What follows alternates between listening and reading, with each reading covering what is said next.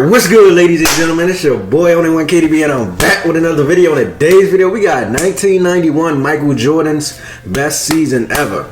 Now we about to get to the video. If you're new to the channel, make sure you smash that like button for your boy. Please hit that like button because it do help me get into the algorithm. And yeah, man, if you're new to the channel, welcome to the family, man. During his legendary 13-year career with the Bulls, Michael Jordan was a basketball god.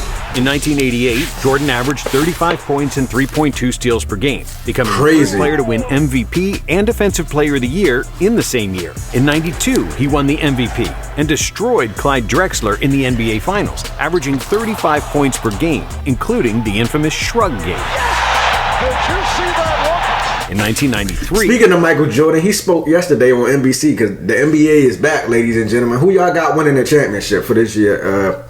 For this year NBA, the 80th season. I ain't gonna lie, I got to roll with the Minnesota Timberwolves, man. I like Ant Edwards, man. Anthony Edwards, he one of a kind. That boy's something special. I ain't gonna lie, he different, man. But yeah, let's continue.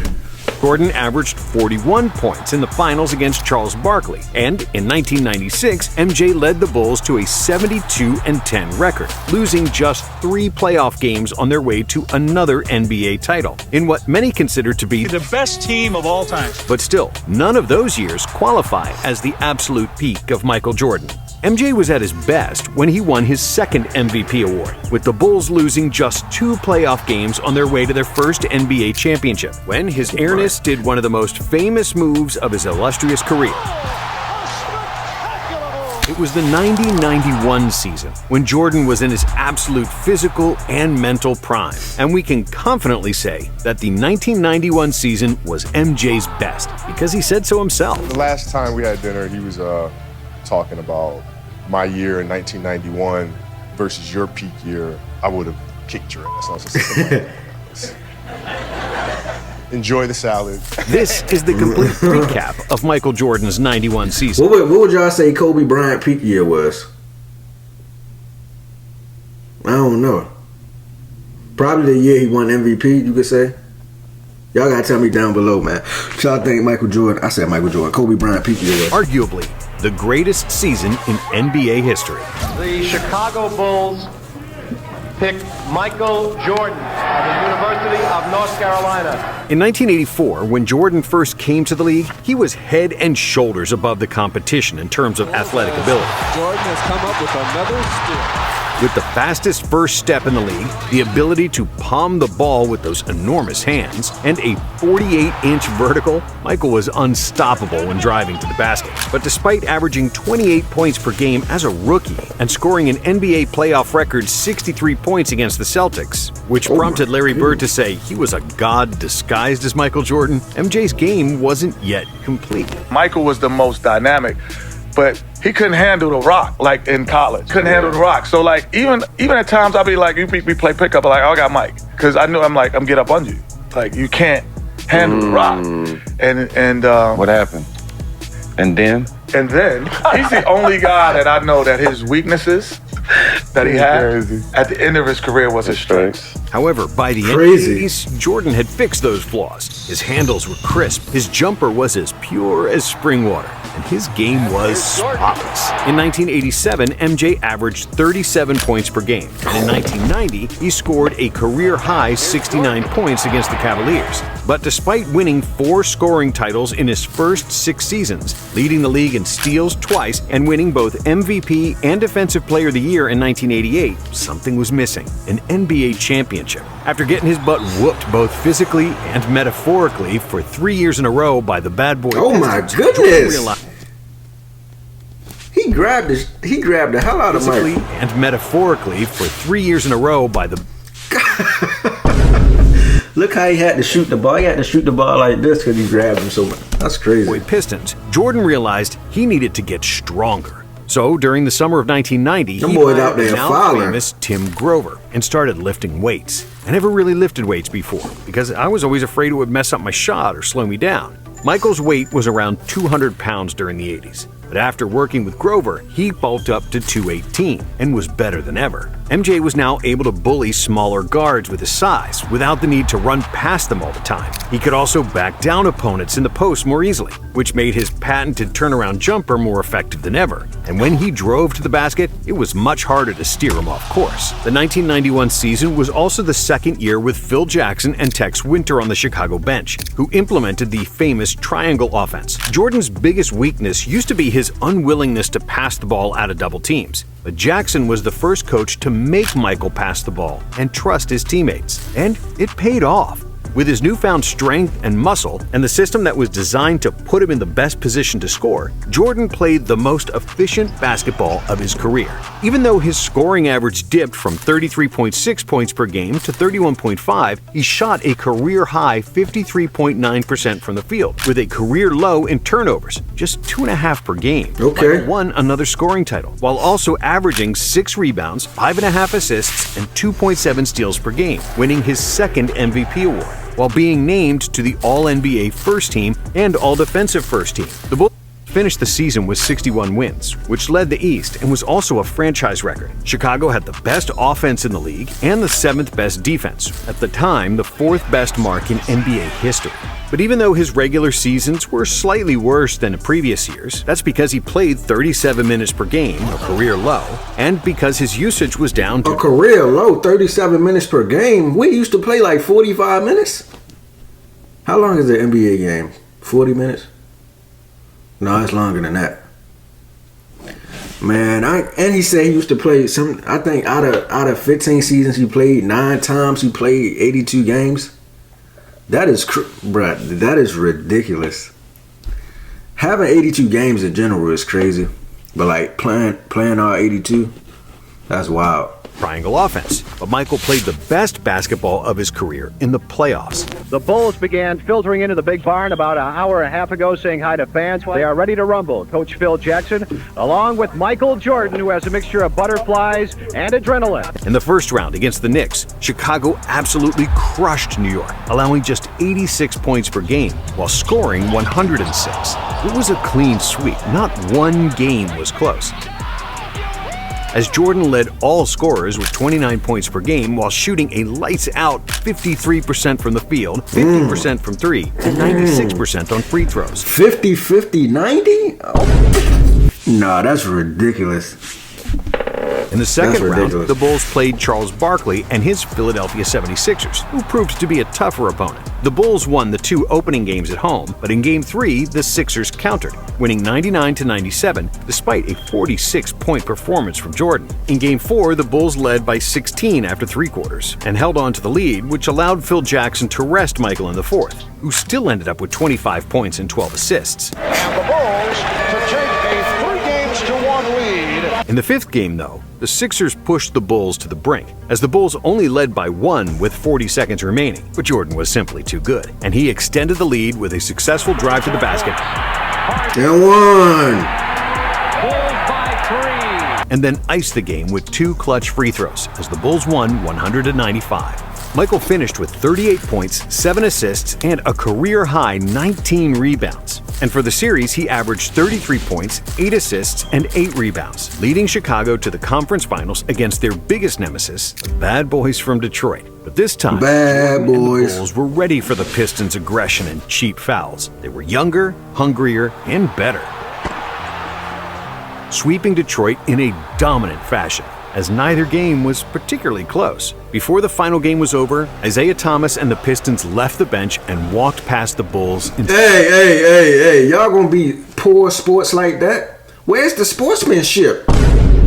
Now I guarantee you, every time Mike lost to y'all, he shook y'all hand in the middle of the court. Good luck, Isaiah, and the rest of y'all. Y'all have a you know what I'm saying? Y'all go win it all, y'all. You know what I'm saying? Finish this thing. But now when he win, all of a sudden y'all want to act like sore losers. I ain't gonna lie, I'm a sore loser too, so I can't even say nothing. You know what they say, man. You show me a good loser, I'll show you a loser.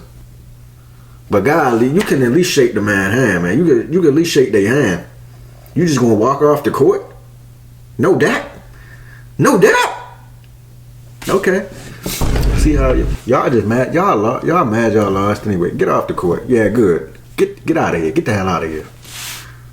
You know what I'm saying? Y'all don't deserve to be on the court with us, no way. You get me? But yeah, that's crazy. Not shaking the winner's hands. Their walk-off was considered gangster in the state of Michigan, but was universally hated everywhere else, especially by Jordan, who's essentially hated Isaiah Thomas ever since. You can walk out of the building any way you want. You know, the point is that to us, it was gratifying. We beat them so bad that they didn't want to shake our hands. For that series, MJ averaged 30 points, 5 rebounds, 7 assists, 2.3 steals, and 1.8 blocks. Again, shooting the ball extremely efficiently, hitting 53% from the field and 60% for 3. The Bulls then advanced to the NBA Finals for the first time in franchise history. Yeah. They played a team that basically lived in the finals. This series tends to be, at least in the public mind, Air Jordan against the Manifest Destiny. Advancing to the championship round for the 9th time in 11 years. And even though the Lakers didn't have Kareem, who retired in 1989, they were still extremely dangerous. Magic was still in his prime, and so was James Worthy. And together with Byron Scott, Sam Perkins, and center Vlade Divac, their starting 5 was arguably the best in the league.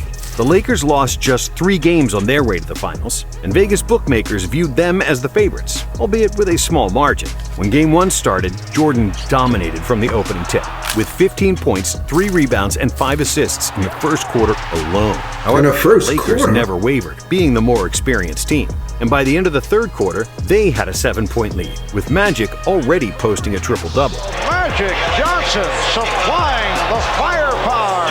Jordan made a comeback in the fourth quarter with 13 points, but with 14 seconds to go, Perkins hit a 3-pointer, which put the Lakers back in the lead. Perkins goes for 3, he's got it! MJ had a chance to win the game, but his 17-foot jumper missed the target, and the Lakers escaped the victory, despite Jordan's 36 points and 12 assists. Before Game 2, Phil Jackson made a crucial tactical adjustment by putting Scottie Pippen on Magic Johnson, while Michael Jordan guarded Vlade Divac and also switched to the point guard position for the rest of the series. But in the first half of Game 2, Michael was atypically passive, scoring just 2 points in the opening 20 minutes. Michael Jordan has attempted only 2 shots, 1 for 2 from the field. However, due to a strong performance by Horace Grant, who scored 14 points, the Bulls had a 5-point lead at the half. And then, in the second half, Jordan woke up, making 13 consecutive shots, including the most famous layup of his career. Switching hands mid-air is crazy. Now, I've been involved in all 3 of them. First, Dr. J walked out in air, out of bounds. Oh, yeah, right. Yo, that's still the craziest shot, bro. That's the craziest shit I ever seen in my life, bro. Let's watch that again. Dr. J walked out in air, out of bounds. Oh, yeah, right. First layup, up yeah. under. Right. Michael Jordan in 1991 came down on us with the right hand, tongue out. He switched in midair to the left.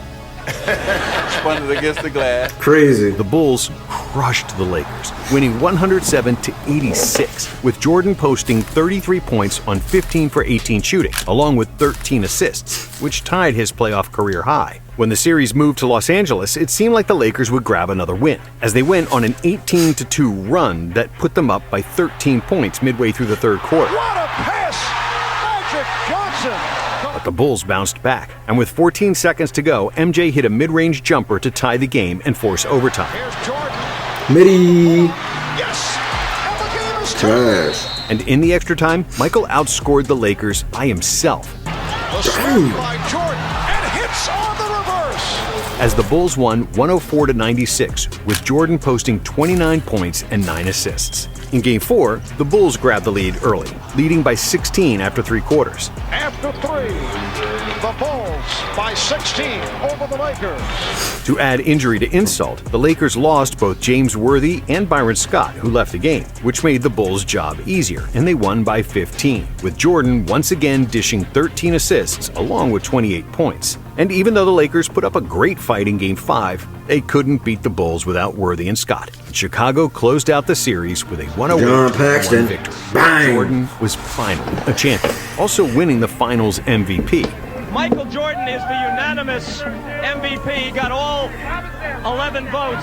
Averaging 31.2 points, 6.6 rebounds, 11.4 assists, 2.8 steals, and 1.4 blocks. He made 56% of his shots, including 50% for three and 85% from the free throw line. It was the most complete series of his career, and MJ proved that he wasn't just a scorer, dominating both as a finisher and as a passer,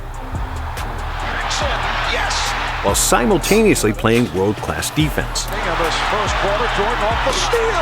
For the playoffs, Michael averaged 31.1 points per game, becoming just the third Finals MVP to average 30 for the entire playoff run, after George Mikan and Jerry West. And even though Jordan was even more dominant as a scorer in '92 and '93, he wasn't as efficient as he was in '91. Also, during the '91 playoff run, Michael posted 8.4 assists on just 2.5 turnovers, which is by far the best mark of his career. Now, during the second three-peat, Jordan lost a bit of his speed, which hindered his efficiency and assist numbers, despite still averaging over 30 points per game during each of those championship runs.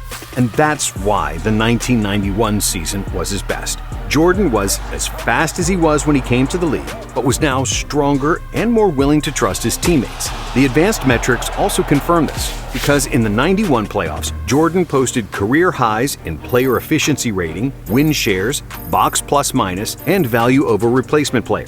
And since the Bulls lost just 2 playoff games on their way to the championship, we can confidently say that '91 was the best year of MJ's career. Insane, MJ, man, you just an amazing basketball player. I just want to say, MJ, you are so great in so many ways. I mean, it took you a while to get over the hump. It did take you a while, but you did it. And once you got over the hump, and you taste the sweet taste of victory, you never stop winning after that. You never stop winning. 6-0 in the finals. Job well done, man. Job well done. But we out of here, man. We about to get out of here. If y'all enjoyed that reaction video, make sure y'all like, share, and subscribe. MJ is the GOAT. I don't want to hear nothing about no LeBron James no more. Anybody say LeBron James the GOAT, getting blocked from here on out. I'm out of here, man.